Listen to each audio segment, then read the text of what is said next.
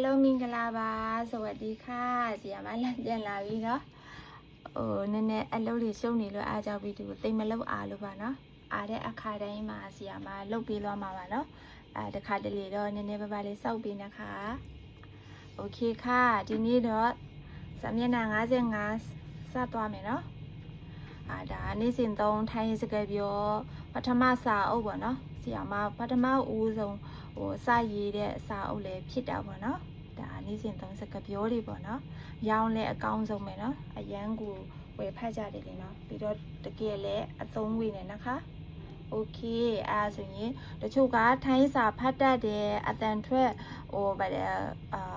ဘလူမျိုးလီဒန်တို့ဘာတို့မထွက်တတ်ဘူးဆိုလို့ရှိရင်ဒီဆီယာမ YouTube ကိုလာကြည့်ပေးပါလို့ဆီယာမပြောချင်ပါတယ်နော်ဆီယာမစာအုပ်ကိုဝယ်သွားပြီးထိုင်းစာတော့ဖတ်တတ်တယ်ဒါပေမဲ့လေသံတို့ဘာလို့မထားတတ်သေးဘူးဆိုလို့ရှိရင်เนาะဆီယာမ YouTube ကိုလာကြည့်ပေးပါนะคะဆီယာမပါတယ်အကုန်လုံးဆီယာမထုတ်သမျှစာအုပ်တွေတဲ့ဒီ YouTube မှာအကုန်လုံးလာဖတ်ပြပေးသွားမှာဖြစ်တယ်เนาะအတွက်ကြောင့်မို့လို့ဆီယာမ YouTube ကိုလည်းเนาะ Subscribe လုပ်ထားပေးကြပါเนาะโอเคค่ะစမယ်စာမျက်နှာ55ကားကြတော့ห่วงပေါ့เนาะห่วงဆိုတာကစိတ်ပူတာပေါ့เนาะฉันเป็นห่วงคุณဒါဆီယာမမိုင်းအဲ့တလုံးကျက်နေတာပေါ့နော်ထည့်ပေးလိုက်နော်ဆီယာမฉันเป็นห่วงคุณสิงานนี้กูစိတ်ပူတယ်คุณไม่เป็นห่วงพี่ไหมเนาะค่ะไม่เป็นห่วงฉันบ้างหรอคุณไม่เป็นห่วงฉันบ้างหรอนี่งากูစိတ်မပူဘူးလားပေါ့နော်ฉันเป็นห่วงเธอมากนะฉันเป็นห่วงเธอมากนะสิ่งนี้งานนี้กูอายะစိတ်ပူတာပေါ့เนาะห่วงทำไมห่วงทำไมဘာလို့စိတ်ပူတာလဲပေါ့เนาะไม่ต้องเป็นห่วงนะไม่ต้องเป็นห่วงนะစိတ်မပူပါနဲ့เนาะเป็นห่วงทางบ้านครับเป็นห่วงทางบ้านครับสิ่งนี้เองกูစိတ်ปူတယ်ตอนนี้แม่เป็นห่วงคุณมากนะตอนนี้แม่เป็นห่วงคุณมากนะสิ่งนี้คู่มีอเมริกันนี่กูอายันစိတ်ပူနေတာပေါ့เนาะเป็นห่วงทุกคนนะครับเป็นห่วงทุกคนนะครับสิ่งนี้อารมณ์กูစိတ်ปူတယ်เนาะเรื่องอะไรต้องเป็นห่วงเขาเรื่องอะไรต้องเป็นห่วงเขาสิ่งนี้บาลูตู้กูစိတ်ปူရတာလဲပေါ့เนาะเธอห่วงม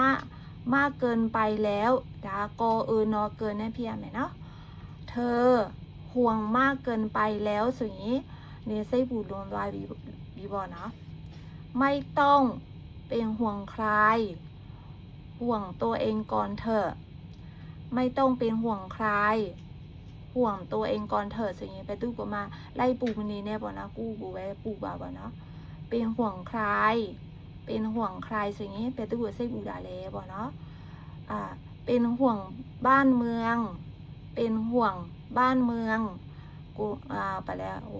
နိုင်ငံကိုစိတ်ပူတာလေနော်ဒါကห่วงဆိုတာကစိတ်ပူတဲ့နေရာမှာဘယ်လိုမျိုးပြောလို့ရတယ်ဆိုတာဆီယာမဥပမာဝါကြတဲ့အများကြီးဖွဲ့ထားပေးတာပေါ့นะคะကိုကြိုက်တဲ့ဟာတစ်ခုကိုပြောယူသွားလို့ရတယ်นะคะပြီးရင်စာမျက်နှာ56ကကြတော့อยากได้ဆိုတာကလိုချင်တာပေါ့နော်အဲဆိုရင်ဘယ်လိုမျိုးဝါကြတွေပြောလို့ရလဲဆီယာမဥပမာတွေအများကြီးရေးထားပေးတယ်นะคะอยากได้ของอันนี้อยากได้ของอันนี้ဒီပစ္စည်းလိုချင်တယ်อยากได้อะไรอยากได้อะไรဘာလိုချင်လဲไม่อยากได้อะไรไม่อยากได้อะไรဘာမှမလိုချင်ဘူးอยากได้อะไรบอกมาอยากได้อะไรบอกมาสิ่งนี้ဘာလိုချင်လဲပြောလေပေါ့เนาะไม่ค่อยอยากได้ไม่ค่อยอยากได้สิ่งนี้တိတ်မလိုချင်ဘူးอยากได้จริงๆหรือเปล่าอยากได้จริงๆหรือเปล่าตะเกียรู้จริงรู้ละแม่อยากได้อะไรบอกหนูนะแม่อยากได้อะไรบอกหนูนะแต่มีบาลูชินแล้วแต่มีหูเบียวเนาะอยากกินอาหารทะเลอยากกินอาหารทะเลสิ่งนี้เป็นในซาชินเดอยากได้อะไรทำไมไม่บอก อยากได้อะไรทำไมไม่บอกสิ่งนี้ลูชินดากูบาลูกมาเปียวดาเลยบ่เนาะสิ้นเดือนนี้หนูอยากได้รถเส้นเดือนนี้หนูอยากได้รถสิ่งนี้ทีแรกกงแต่มีการลูชินดาบ่เนาะอยากได้ทุกอย่างอยากได้ทุกอย่างสิ่งนี้อากงลูชินดากูเปียวดาพี่เด้ပြီးတော့ต้องการဆိုတာကလည်းလူချင်တာပဲသူကစာနဲ့ရေးတဲ့စကားယဉ်ကျေးတဲ့စကားပြောပေါ့နော်အဲ့ဒါကိုဘယ်လိုမျိုးပြောလို့ရလဲဆိုတော့ฉันไม่ต้องการคุณฉันไม่ต้องการคุณสิงานนี้กูมันรู้จริงบ่เนาะต้องการทำเอกสารที่นี่ค่ะต้องการทำเอกสารที่นี่ค่ะဆိုရင်ဒီနေရာမှာစာရွက်စာတမ်းလုပ်ချင်တယ်ฉันไม่ต้องการให้เธอออกไปนะฉันไม่ต้องการให้เธอออกไปนะงานนี้นี่กูมาเทศว่าสีจริงบ่เนาะคุณ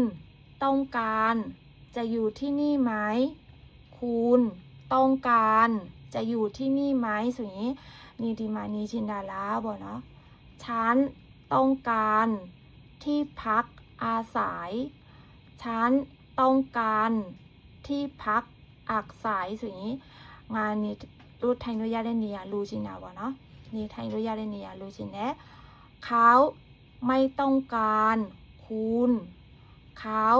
ไม่ต้องการคุณตัวนี้มันรู้จริงบ่เนาะต้องการ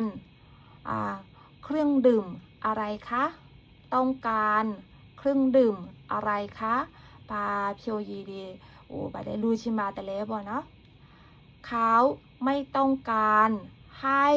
คุณมาที่นี่เขาไม่ต้องการ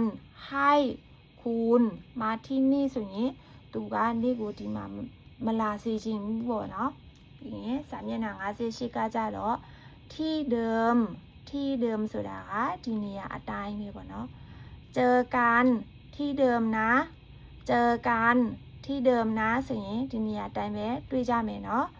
เธอทำงานที่เดิมอยู่ไหมเธอทำงานที่เดิมอยู่ไหมဆိုရင်นี่အရင်အလုံးမှာပဲလားပေါ့เนาะเธอยังอยู่ที่เดิมอยู่ไหม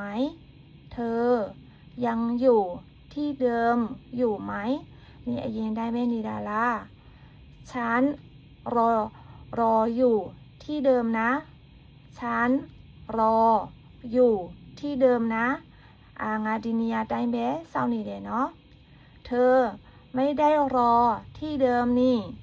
เธอไม่ได้รอที่เดิมนี่นี่အရင်တိုင်းမစောင့်ပဲနဲ့ผมจะไปรับที่เดิมนะครับผมจะไปรับที่เดิมนะครับสิ่งนี้จะเนาะအဲ့ဒီနေရာအတိုင်းပဲလာကြမယ်เนาะพี่มารับที่เดิมนะพี่มารับที่เดิมนะสิ่งนี้အကူအဲ့ဒီနေရာအတိုင်းပဲလာကြเนาะเจ้านายไม่ยอมมารับที่เดิมเจ้านายไม่ยอมมารับที่เดิมဆိုရင်တတိကအဲ့ဒီနေရာအတိုင်းလာမကြဘူးပေါ့เนาะทำไมเธอไม่มาหาฉันที่เดิมทำไมเธอไม่มาหาฉันที่เดิมဆိုရင်နေပါဖြစ်လို့ဒီနေရာအတိုင်းငါစီကိုမလာတော့တာလေပေါ့เนาะฉันไม่เคยเปลี่ยนงานทำที่เดิมตลอดค่ะฉันไม่เคยเปลี่ยนงานทำที่เดิมตลอดค่ะဆိုရင်จะมาအလုပ်တစ်ခါမှမပြောင်းဘူးဒီနေရာအတိုင်းပဲလုပ်တာပေါ့เนาะที่เดิมนะဆိုရင်ဒီနေရာအတိုင်းပဲเนาะနောက်ထပ်ဗီဒီယိုလည်းလာအောင်မယ်นะคะဆရာမဗီဒီယိုကိုလည်း like share လေးလုပ်ပေးကြပါนะคะโอเคนะคะสวัสดีค่ะ